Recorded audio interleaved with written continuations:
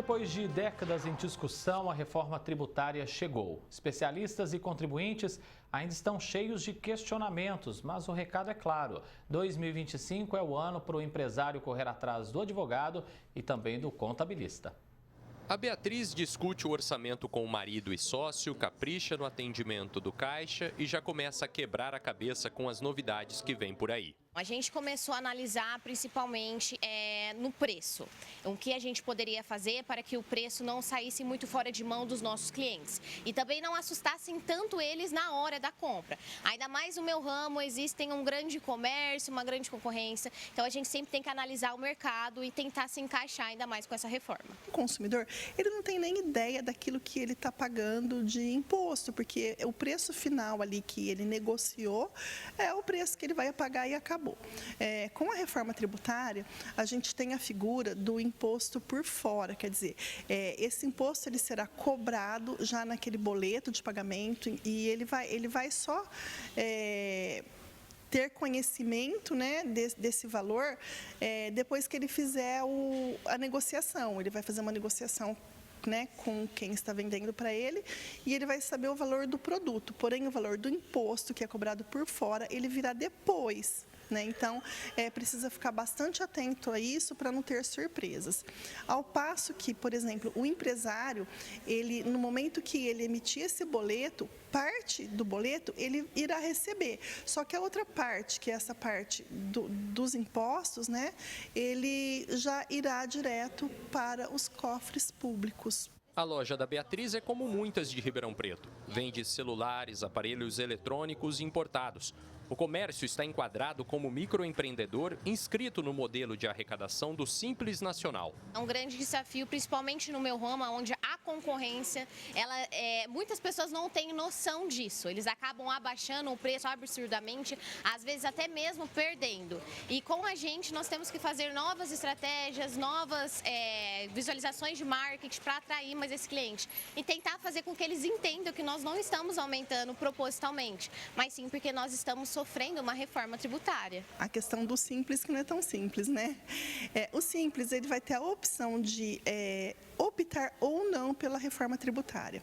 Porém, ele vai precisar entender com quem ele se relaciona comercialmente, ou prestando seu serviço, ou vendendo os seus produtos.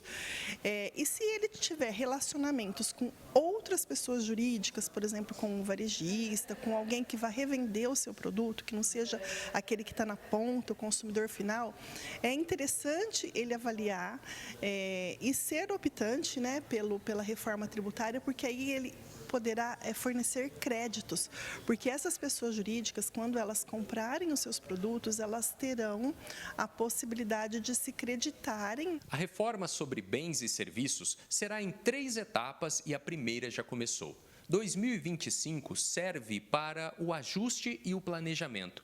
Uma loja, por exemplo, pode ter que mudar a estrutura tributária, a projeção financeira e até mesmo a composição dos preços. Por melhor que você seja na sua área de atuação, este é o tempo de organizar-se e procurar a figura de um especialista. Não é mesmo, Lara? Nós estamos vivendo um momento de intensa transformação no nosso sistema tributário. Ele vai mudar radicalmente daqui a alguns anos, em definitivo. Mas a partir do ano que vem nós começamos um momento de transição, né, que vai ter a entrada da nova tributação, a manutenção da tributação atual e aos poucos elas vão ser substituídas, mas isso aí ao longo de 5, 6 anos. Então, é o momento de entender como essa tributação nova vai funcionar no seu negócio, como que você vai operar com 2 sistemas tributários, né, trabalhando ali ao mesmo tempo por um certo período e ver como que é o mais importante, como que isso vai impactar no seu preço, como que isso vai impactar na concorrência, como que isso vai impactar até mesmo na sua relação com fornecedores. Certamente, a principal mudança da reforma está na unificação dos impostos em apenas 2. Então, guarde bem estes nomes: o CBS, Contribuição sobre Bens e Serviços, e o IBS, Imposto sobre Bens e Serviços. Agora, de 2026 até 2033, nós vamos ter mais 2 impostos, né? Mais 2 tributos, porque alguns 5 vão deixar de existir e o CBS e o IBS vão começar a fazer parte da nossa rotina. Então, o ICMS, que é aquele tributo estadual que todo mundo paga, que tem naquele cupomzinho fiscal, o Imposto sobre Serviço, que é o ISS, e o PIS e o COFINS, que são as contribuições. E, por último, o IPI, que é o Imposto sobre os produtos que são industrializados. Eles deixam de existir e passa a existir só essa contribuição e o imposto, os dois sobre bens e serviço. Uma das grandes polêmicas que cerca o assunto é o trecho que ficou conhecido como imposto seletivo ou imposto do pecado.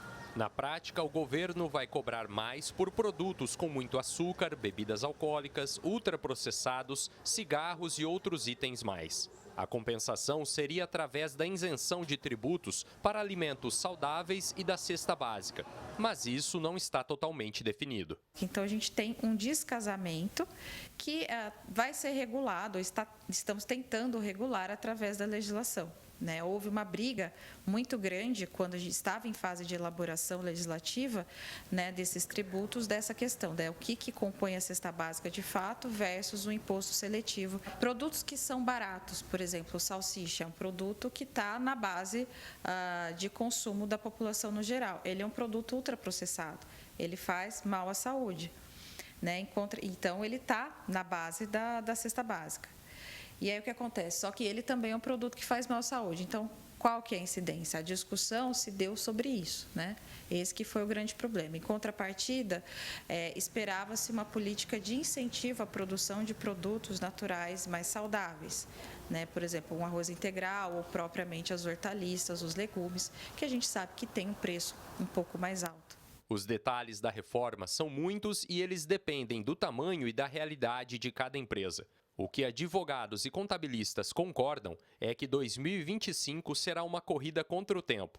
Você de toda a macro-região precisa o mais rápido possível buscar o profissional de confiança que vai te ajudar a entender o futuro do seu negócio. E a gente tem uma terceira atividade que eu julgo também de extrema importância, que é a tecnologia da informação, porque eu vejo que a gente hoje está precisando bastante aí da inteligência artificial e com toda essa mudança aí, radical na forma de recolher os impostos, os seus tributos, a gente vai precisar ter sistemas bastante compatíveis aí com as questões da reforma tributária. Felipe Urbinati para o Jornal da Clube.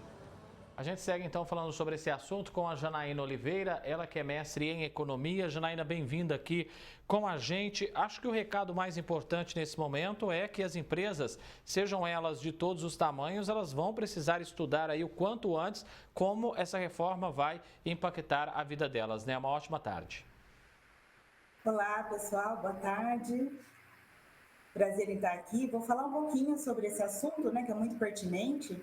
É importante, o empresário ter noção dessa unificação de tributos, o CBS, que é a contribuição sobre bens e serviços, que vai englobar PIS e COFINS, e o IBS, imposto sobre bens e serviços, que seria o ISS e o ICMS, A tributação, ela deixa de ser da origem e passa a ser no destino. E dessa forma, o que acontece? Existem algumas repercussões, As empresas, elas conseguem receber menos incentivos fiscais, que fazem com que elas tenham a necessidade de um melhor posicionamento estratégico ou até mesmo mudança de regiões devido à procura por áreas mais estruturadas, já que não vão ter tantos incentivos fiscais assim, Isso também impacta no fluxo de caixa deles. E também, levando em consideração vendas, Venda de uma empresa de um estado para o outro também vai sofrer esse tipo de impacto. Então, os empresários, no geral, eles precisam buscar profissionais para conseguir se reestruturar e se posicionar a partir desse momento, dessa mudança, Lembrando que ela vai ser de forma gradual. Agora, apesar dessa reforma atingir diretamente as empresas, ela também vai atingir os consumidores, em toda a questão dos preços dos mais variados produtos. Sim, o consumidor também será afetado, porque primeiro ele vai conseguir identificar com maior transparência o valor do preço realmente daquele produto ou daquele serviço, Mas ele também vai ver o valor do imposto agregado. Muitas vezes isso vai impactar na escolha pelo produto ou serviço, ele pode buscar por produtos substitutos, o que vai causar também uma mudança na demanda perante as empresas, Por falar em preço, existe toda uma negociação que as empresas farão entre elas, negociando crédito a partir da reforma. Será que a gente consegue explicar isso para o empresário e também para quem nos acompanha agora?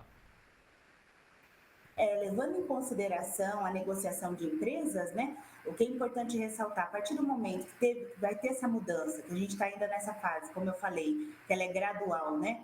Primeiro, 2025 é parte de planejamento. A empresa que ela oferta crédito, ela vai precisar reavaliar os custos dela envolvido no serviço, ela vai precisar fazer uma projeção de caixa, né? E aquela empresa que é a consumidora, ela vai conseguir ver preço, comparar e até mesmo mudar o seu tipo de consumo. Então, assim, existe aí um desafio, né, para os empresários, para realmente eles se posicionarem de uma forma que mantenha a atratividade dos seus serviços, principalmente na área de crédito.